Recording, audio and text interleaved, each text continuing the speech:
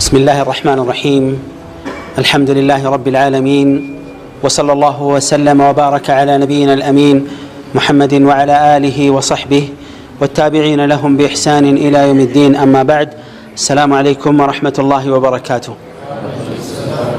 بمجمع رجاء الله سبحانه وتعالى اندن ثراو اندن التنككو يازنا سبحانه وتعالى يوم تقوى السن مفرات تزازاتوچن በተቻለ መጠን ማክበርና ክልከላውን በቁርጠኝነት መራቅና መታቀብ የአላህ Subhanahu Wa Ta'ala ትእዛዝ ነው። ተቅዋ የሚባለው ይሄ ነው።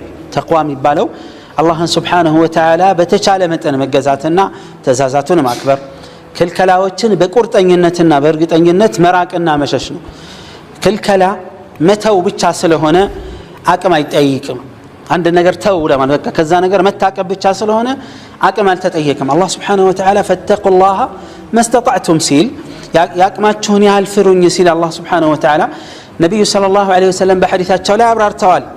فإذا أمرتكم بشيء فأتوا منه ما استطعتم አንድ ነገር ስሩ ብዬ ካዘዝኳችሁ ያቅማችሁን ያሉ ረሱል ዐለይሂ ሰላቱ ወሰለም ምክንያቱም የአንድ ተግባር እንደምታውቁት መፈጸም አቅም ይጠይቃል። መስራት ማድረግ ስለሆነ ማለት መተግበር ስለሆነ وما نهيتكم عنه فاجتنبوه كلكلام በተመለከተ ግን አንድ ነገር ከከለከልኳችሁ እጅግ ራቁት ነው ያሉት ዐለይሂ ሰላቱ ወሰለም يقولون أي فلتكن المعاصي في جنب وأنتم في جنب آخر እናንተና ወንጀል የተለያየ መስመር ውስጥ መግባት አለባችሁ ነው። ወንጀል ሌላ እናንተ ሌላ በጣም መራራቅን ያሳያል። ኢጅቲናብ የሚለው ኢብቲዓድ ብቻ አይደለም በጣም መራራቅን ያሳያል።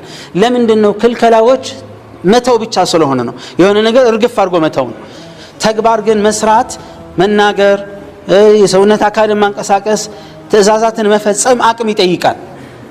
ስለዚህ ነው ያቅማችሁን ያህል የቻላችሁትን ያህል የሚባለው ትእዛዝ ላይ ክልከላ ግን የቻልከውን ያህል ከወንጀል ራቅ አይባልም። አንድ ሰው በቃ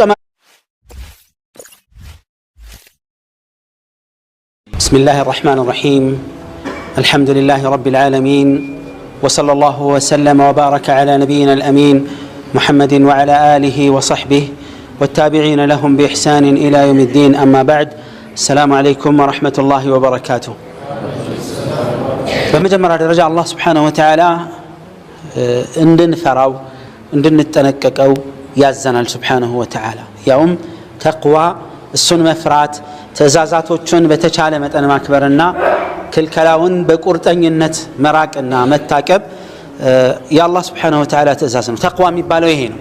ተቅዋ የሚባለው አላህን Subhanahu